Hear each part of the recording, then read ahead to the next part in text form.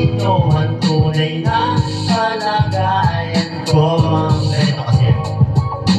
tao ko, nandiyan po ba kayo sa loob ng malaking bahay at malawak na bakurang, mataas na pader, pinapaligiran at nakapilang mga mamahaling sasakyan, mga patay na lagi bulong ng bulong, wala namang kasagtero, marami ang nakabarong, lumakas man ang ulan ay walang butas ang bubong, mga platin kung saan na hindi kilala ang totoo at ang kali, si puti nagkatasay na sa kao, at kahit na hindi pagsulat sa desan, nabiham, nasarap siguro maniraan sa bahay ng ganyan, sabi pa nila, dito mo rin makatagpuan ng tao na nagmamayari ng isang upuan na may pagkakataon, pinag-aagawan, kaya naman hindi na pinakama, wala mo makikita ko lang ang sige aking sisigawan, kayo po nanakaw ko,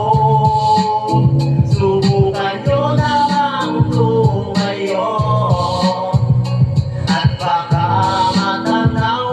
baka matanaw ninyo ang tunay na kalagayan ko.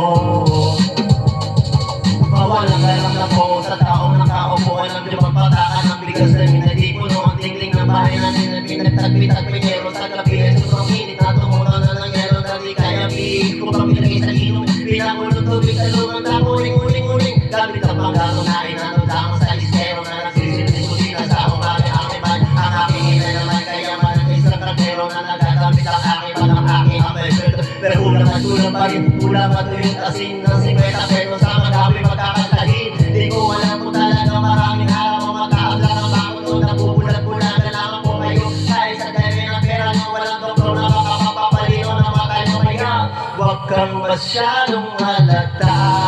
bato-bato sa langit, ang mata nga ay huwag magalit, bato-bato sa langit, ang mata nga ay huwag masyadong